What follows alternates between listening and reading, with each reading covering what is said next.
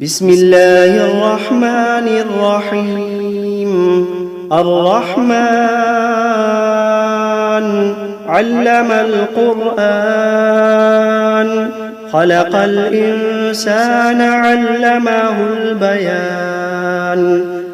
الشمس والقمر بحسبان، والنجم والشجر يسجدان. والسماء رفعها ووضع الميزان، ألا تطغوا في الميزان. وأقيموا الوزن بالقسط ولا تخسروا الميزان. والأرض وضعها للأنام، فيها فاكهة والنخل ذات الأكمام، والحب ذو العصف والريحان. فبأي آلاء ربكما تكذبان؟ خلق الإنسان من صلصال كالفخار، وخلق الجان من مارج من نار. فبأي آلاء ربكما تكذبان؟ رب المشرقين ورب المغربين. فبأي آلاء ربكما تكذبان؟ مرج البحرين يلتقيان، بينهما برزخ لا يبغيان. فبأي آلاء ربكما تكذبان؟ يخرج منهما اللؤلؤ والمرجان. فبأي آلاء ربكما تكذبان؟ وله الجوار المنشآت في البحر كالأعلام. فبأي آلاء ربكما تكذبان؟ كل من عليها فان، ويبقى وجه ربك ذو الجلال والإكرام. فبأي آلاء ربكما تكذبان؟ يسأله من في السماوات والأرض كل يوم هو في شأن. فبأي آلاء ربكما تكذبان؟ سنفرغ لكم أيها الثقلان. فبأي آلاء ربكما تكذبان؟ يا معشر الجن والإنس إن استطعتم أن تنفذوا من أقطار السماوات والأرض فانفذوا، لا تنفذون إلا بسلطان. فبأي آلاء ربكما تكذبان؟ يرسل عليكما شواظ من نار ونحاس فلا تنتصران. فبأي آلاء ربكما تكذبان؟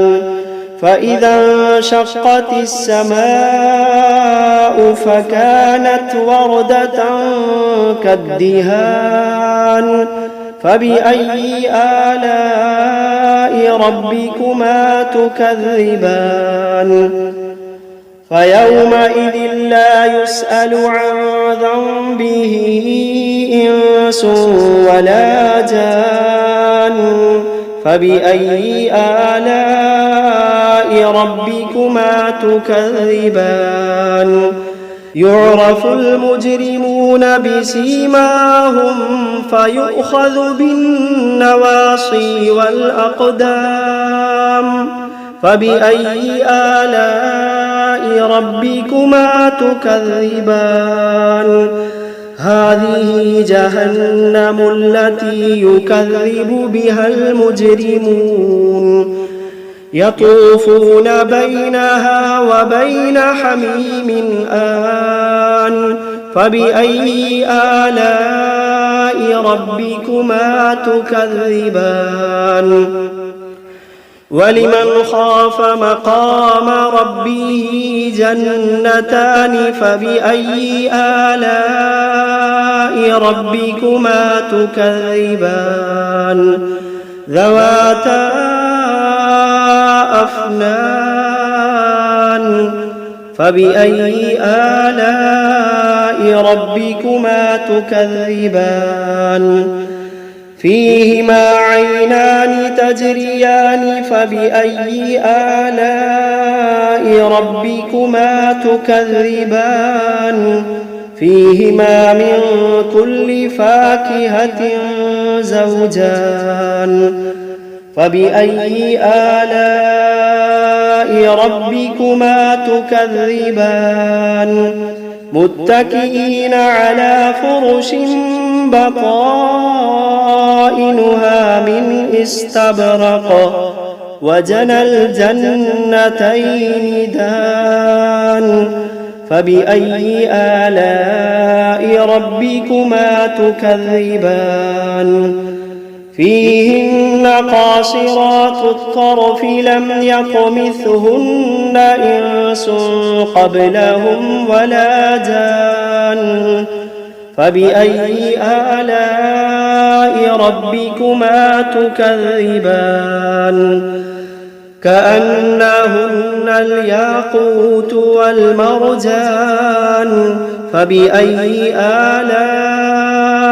ربكما تكذبان هل جزاء الإحسان إلا الإحسان فبأي آلاء ربكما تكذبان ومن دونهما جنتان فبأي آلاء ربكما تكذبان مدهامتان فبأي آلاء ربكما تكذبان فيهما عينان نضاختان فبأي آلاء ربكما تكذبان فيهما فاكهة ونخل ورمان فبأي آلاء ربكما تكذبان فيهن خيرات حسان فبأي آلاء ربكما تكذبان حور مقصورات في الخيام فبأي آلاء ربكما تكذبان لم يطمثهن إنس قبلهم ولا جان فبأي آلاء ربكما تكذبان متكئين على رفرف خضر وعبقري حسان فبأي آلاء ربكما تكذبان تبارك اسم ربك ذي الجلال والإكرام بسم الله الرحمن الرحيم تبارك الذي بيده الملك وهو على كل شيء قدير الذي خلق الموت والحياة ليبلوكم أيكم أحسن عملا وهو العزيز الغفور الذي خلق 7 سماوات طباقا ما ترى في خلق الرحمن من تفاوت فارجع البصر هل ترى من فطور ثم ارجع البصر كرتين ينقلب إليك البصر خاسئا وهو حسير ولقد زينا السماء الدنيا بمصابيح وجعلناها رجوما للشياطين وأعتدنا لهم عذاب السعير وللذين كفروا بربهم عذاب جهنم وبئس المصير إذا ألقوا فيها سمعوا لها شهيقا وهي تفور تكاد تميز من الغيظ كلما ألقي فيها فوج سألهم خزنتها ألم يأتكم نذير قالوا بلى قد جاءنا نذير فكذبنا وقلنا ما نزل الله من شيء إن أنتم إلا في ضلال كبير وقالوا لو كنا نسمع أو نعقل ما كنا في أصحاب السعير فاعترفوا بذنبهم فسحقا لأصحاب السعير إن الذين يخشون ربهم بالغيب لهم مغفرة وأجر كبير وأسروا قولكم أو اجهروا به إنه عليم بذات الصدور ألا يعلم من خلق وهو اللطيف الخبير ألا يعلم من خلق وهو اللطيف الخبير هو الذي جعل لكم الأرض ذلولا فامشوا في مناكبها وكلوا من رزقه وإليه النشور أأمنتم من في السماء أن يخسف بكم الأرض فإذا هي تمور أم أمنتم من في السماء أن يرسل عليكم حاصبا فستعلمون كيف نذير ولقد كذب الذين من قبلهم فكيف كان نكير أولم يروا إلى الطير فوقهم صافات ويقبضن ما يمسكوهن إلا الرحمن إنه بكل شيء بصير أمن هذا الذي هو جند لكم ينصركم من دون الرحمن إن الكافرون إلا في غرور أمن هذا الذي يرزقكم إن أمسك رزقه بل لجوا في عتب ونفور أفمن يمشي مكبا على وجهه أهدى أمن يمشي سويا على صراط مستقيم قل هو الذي أنشأكم وجعل لكم السمع والأبصار والأفئدة قليلا ما تشكرون قل هو الذي ذرأكم في الأرض وإليه تحشرون ويقولون متى هذا الوعد إن كنتم صادقين قل إنما العلم عند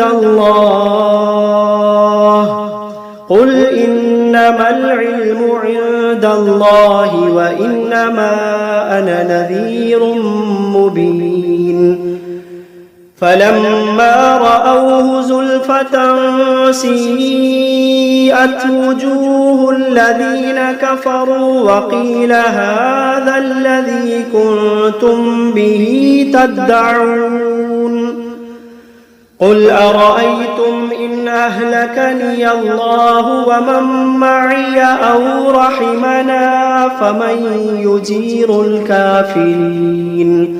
فمن يجير الكافرين من عذاب أليم قل هو الرحمن آمنا به وعليه توكلنا فستعلمون من هو في ضلال مبين قل أرأيتم إن أصبح ماؤكم غورا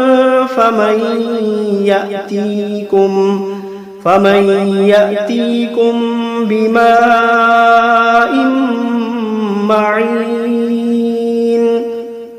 بسم الله الرحمن الرحيم قل أوحي إلي أنه استمع نفر من الجن فقالوا إنا سمعنا قرآنا عجبا يهدي إلى الرشد فآمنا به ولن نشرك بربنا أحدا وأنه تعالى جد ربنا ما اتخذ صاحبة ولا ولدا وأنه كان يقول سفيهنا على الله شططا وأنا ظننا أن لن تقول الإنس والجن على الله كذبا وأنه كان رجال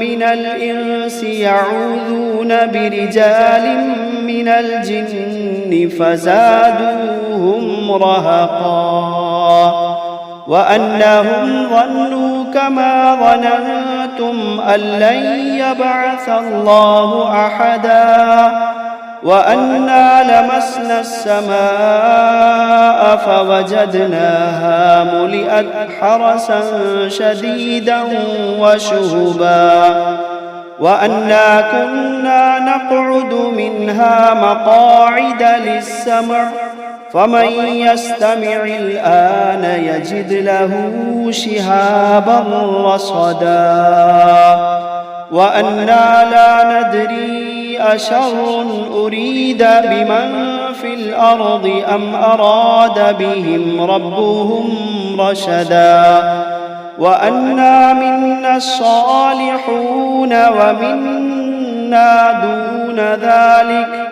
كنا طرائق قددا وأنا ظننا أن لن نعجز الله في الأرض ولن نعجزه هربا وأنا لما سمعنا الهدى آمنا به فمن يؤمن بربه فلا يخاف بخسا ولا رهقا وأنا منا المسلمون ومنا القاسطون فمن أسلم فأولئك تحروا رشدا وأما القاسطون فكانوا لجهنم حطبا وأن لو استقاموا على الطريقة لأسقيناهم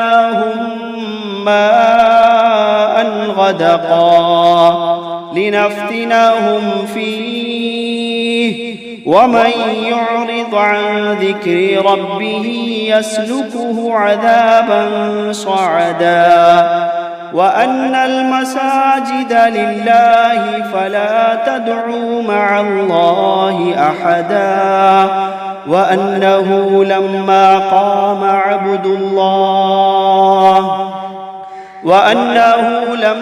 قام عبد الله يدعوه كادوا يكونون عليه لبدا قل إنما أدعو ربي ولا أشرك به أحدا قل إني لا أملك لكم ضرا ولا رشدا قل إني لا أملك لكم ضرا ولا رشدا قل إني لن يجيرني من الله أحد قل إني لن يجيرني من الله أحد ولن أجد من دونه ملتحدا إلا بلاغا من الله ورسالاته